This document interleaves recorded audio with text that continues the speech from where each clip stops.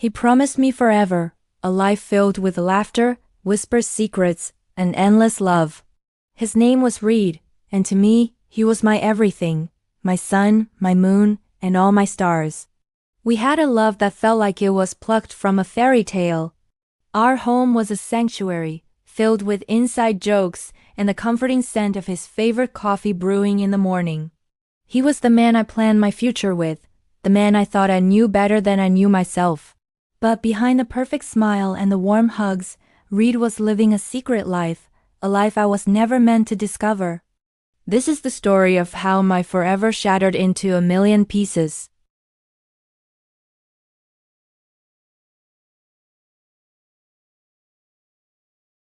He started working late more often. His phone became an extension of his hand, always face down, always silent. When I'd ask about his day, his answers became vague, just a series of fine and the usual. I brushed it off.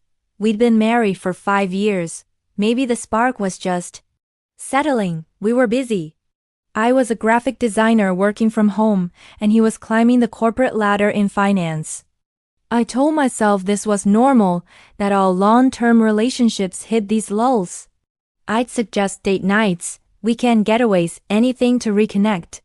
He'd agree, but there was always a last-minute emergency, a sudden deadline he couldn't miss. The distance between us grew, not in miles, but in the silence that filled our home. The man who used to tell me everything now barely told me anything at all. I remember the exact moment the crack became a chasm. It was a Tuesday. Reed was supposedly on a business trip to Chicago.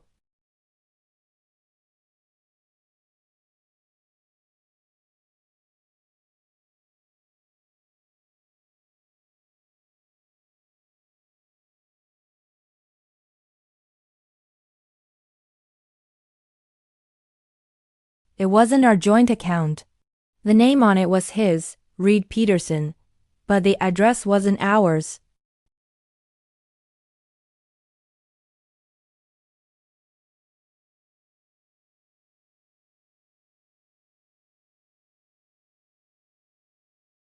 Maybe it was an old one he forgot to update. But my gut screamed that something was wrong. My hands trembled as I looked at the charges. There were dinners at fancy restaurants I'd never been to, flower deliveries, purchases from a high-end women's clothing store. And then I saw it, a recurring monthly charge. A rent payment for the very same apartment listed on a statement. The world tilted on its axis. He wasn't in Chicago.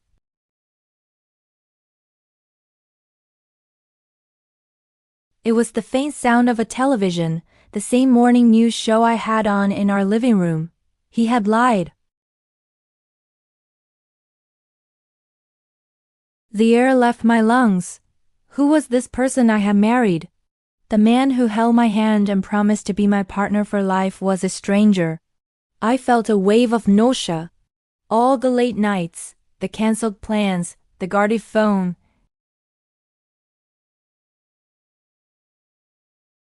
A massive, intricate lie. I felt like a fool. I had been so busy trying to fix our marriage, trying to bridge a gap he had created on purpose. He wasn't just distant. He was living a whole other existence.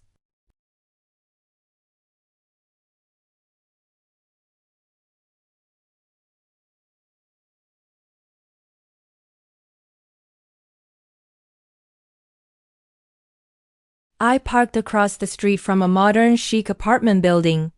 The kind of place young professionals lived. I just sat there for what felt like hours, my mind racing. What was I going to do? Confront him? What would I even say?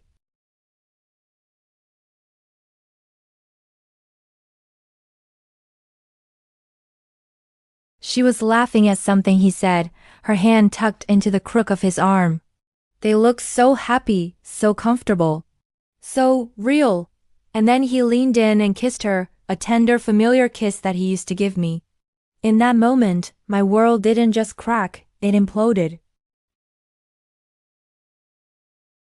She was the reason for the secret credit card, the late nights, the constant lies.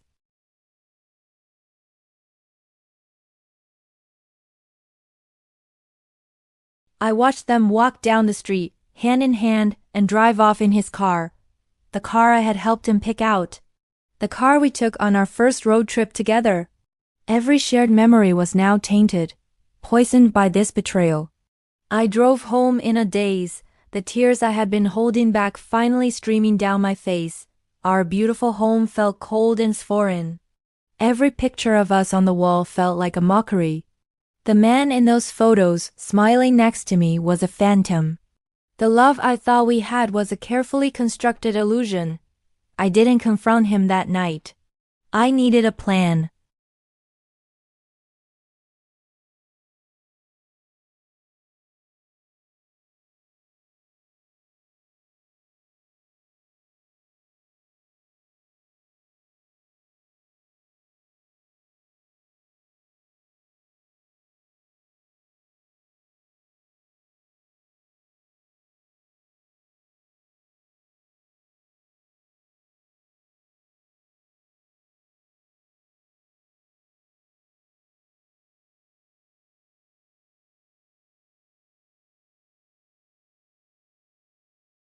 How did he keep it all straight?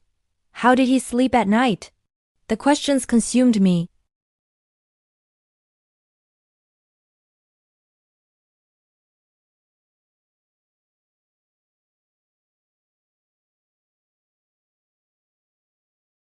I found out her name was Chloe. I found her social media. Her profile was filled with pictures of them. Trips to places he told me he was going for work. Celebrations for anniversaries that overlapped with ours. He had been with her for 2 years, 2 years of lies. He had a whole set of friends I'd never met.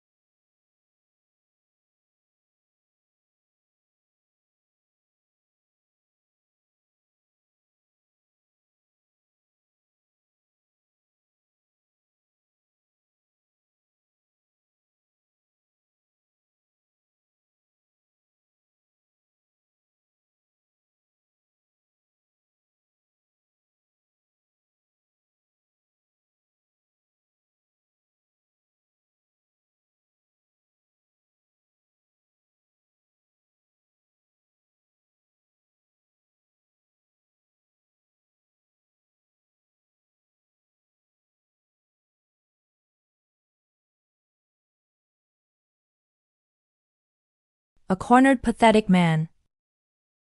He tried to deny it, then he tried to minimize it. He said it was a mistake, that it meant nothing, that I was the one he truly loved.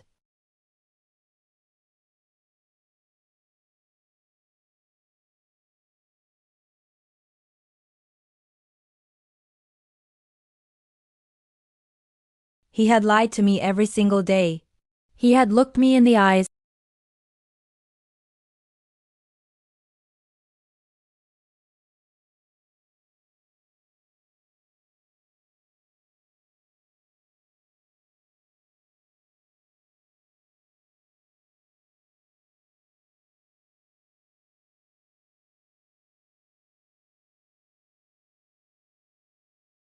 Letting go of the future I thought I had was the hardest thing I've ever done.